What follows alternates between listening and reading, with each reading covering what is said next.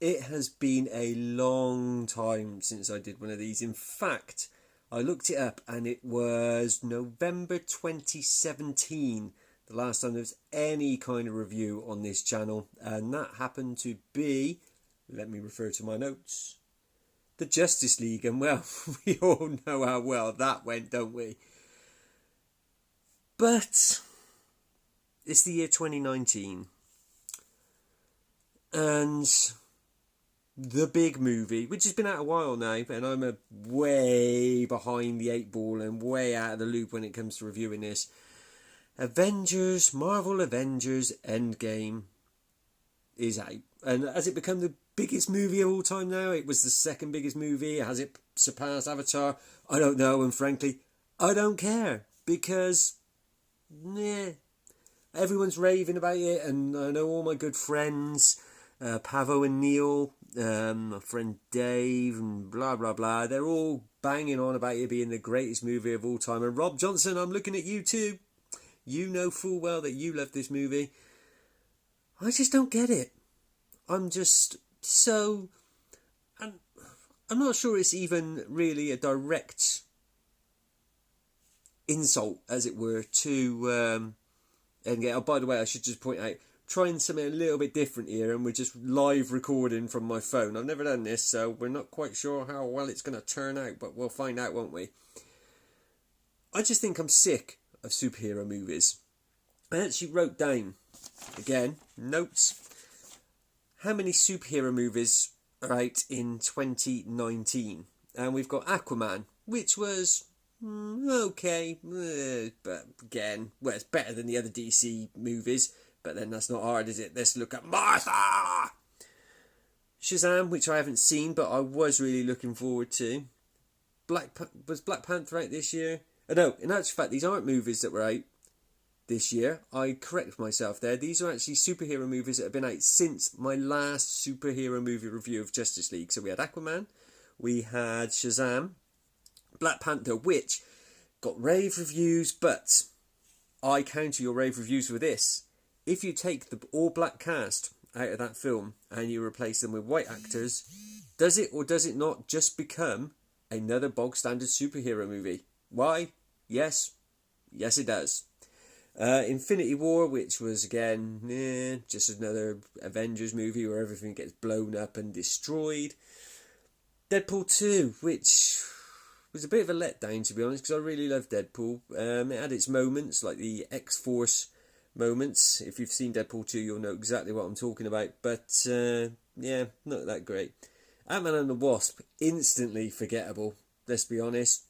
I can't even tell you what happened in that film. He became big, and he did something with a ship. As in, a proper ship on the ocean, rather than a spaceship. Venom, which surprisingly I quite enjoyed. Which I'm sure is going to get lots of scorn and, "What are you talking about?" from anyone that watches this film. But yeah, I didn't mind Venom. Captain Marvel I haven't seen, and of course Endgame. So Endgame is the final MCU movie of this particular collection, which began all the way back in 2008, I'm going to say, with Iron Man. It's a 20-second movie, and it's supposedly tying the whole thing up. Obviously in Infinity War, Thanos clicked his fingers, and wiped out all of half of all life in the universe. So Endgame picks up 23 days. Well, actually, no. Endgame starts, and I will give you this, I really enjoyed the beginning of Endgame, where we see what Hawkeye's up to. He's on the farm, and he's like playing with his kids, and he's teaching one of them archery, because obviously that ties into comic book lore. And he turns around, and when he turns back, they're gone, because all three members of his family are in the unfortunate part of the half of the universe which has been wiped out. So he's left on his own. We then skip to Tony and Nebula, who are in space, and Tony's about to die, and then Captain Marvel shows up and she takes him back to Earth. Now, going back to the Hawkeye thing a minute, right? So Spider-Man, he's snapped out of existence, and he eventually comes back. But why is it that every single person in this entire school, and this ties into Spider-Man Far From Home, seem to have been clicked out of existence as well? Because not one of them appears to be 5 years older. Although I am just going by the trailer, haven't seen that film yet, so maybe that is addressed. But anyway, in Endgame, they go off and they find Thanos, and he's snapped his fingers again to destroy the gauntlet, so Thor chops his head off. We then skip 5 years into the future, and Ant-Man, who of course at the end of Ant-Man and the Wasp is trapped in the quantum realm, is saved by a rat. That's right, a rat, which I'm probably overanalyzing it, but it was just bollocks. We see Tony with his kid, and then they get to the time travel. They decide, well, first of all, you've got the Hulk, who's now Professor Hulk, which in its concept is not a bad idea, having Bruce Banner's brain inside the Hulk, but it's just done so badly, and the Hulk CGI just doesn't seem to have advanced at all since the first Avengers film, and I don't know, it just didn't work for me. And then they decide that they can go back in time through the quantum realm, and they try to explain it away, that everything you know about time travel from movies such as Hot Tub Time Machine and Back to the Future and but they make lots of jokes about time travel movies. None of that counts. Basically, Marvel are saying there's no real sort of set rule to time travel. We can just make it up as we go along, which I can see why they did it like that, but it's a little bit lazy. And it does leave... So, what they decide to do is they decide to split up into teams, go back into time where they know that the Infinity Stones are, grab them, bring them back to the present, make a glove, undo what Thanos did, then take the stones back to the exact moment that they took them from, and therefore they don't ever change history. Except, and this is where the film falls apart for me and doesn't make any sense, they change so much stuff going back and getting the stones that I don't see how you wouldn't have some sort of butterfly effect. For instance, I can't remember the name of the planet, but Nebula and War Machine go to the planet where Star-Lord is in the opening of the original Guardians of the Galaxy movie, because they want to get a stone from there. So they knock Star-Lord out to stop him from getting the stone, and then they go off and they grab it and there's shenanigans, blah blah blah. My first question is, where are the Ravagers? Because aren't the Ravagers there on that planet at the same time as Star-Lord in the original Guardians of the Galaxy? But we never see them. Second of all, if they're going to have to put the stone back at the exact time that they took it, so say for instance 6:01 PM, just for argument's sake, they go back and they put it back, but they've already altered history because prior to that they knocked Star-Lord out. So they're going back to the point after they've knocked Star-Lord out and putting the stone back, which means if the Ravagers are there, which they should be because they are in the original timeline, they're going to get the stone, so Star-Lord is never going to get the stone. If they, however, go back and put the stone back before they knock Star-Lord out, then that's before they took it, and that changes things anyway. So that doesn't really make any sense to me. Similarly, Iron Man and Ant-Man go back to the original Avengers movie timeline, and they go to grab the Tesseract, which has obviously got an Infinity Stone inside it, and they basically balls it up, and Loki manages to escape. So if you remember the original Avengers film, they capture Loki, he gets taken to Asgard, and he's put into prison.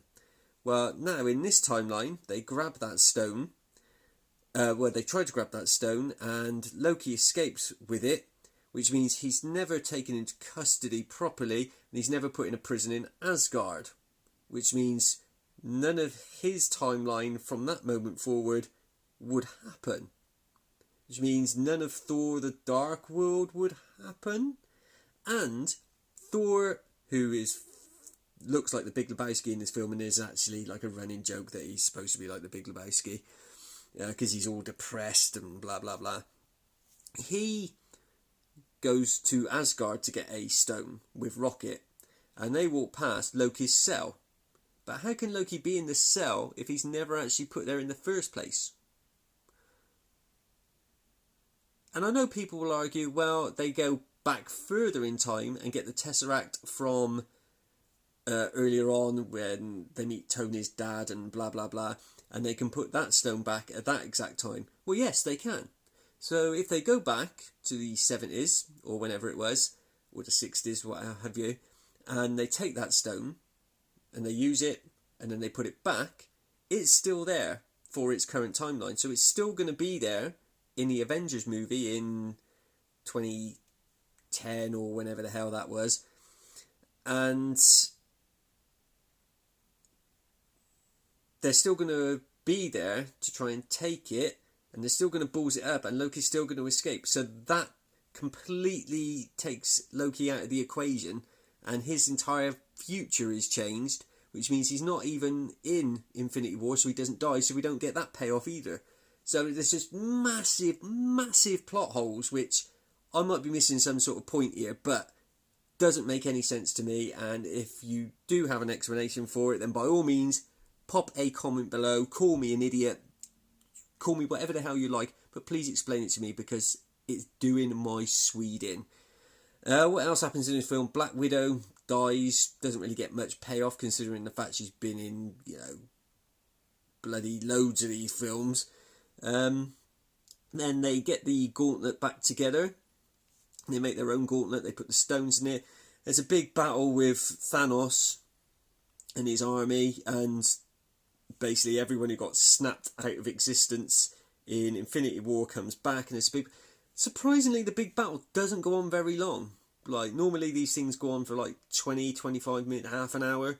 This one only seemed, it might have been longer, but it only felt like about 10 minutes to me, and there was just stupid moments in it, like,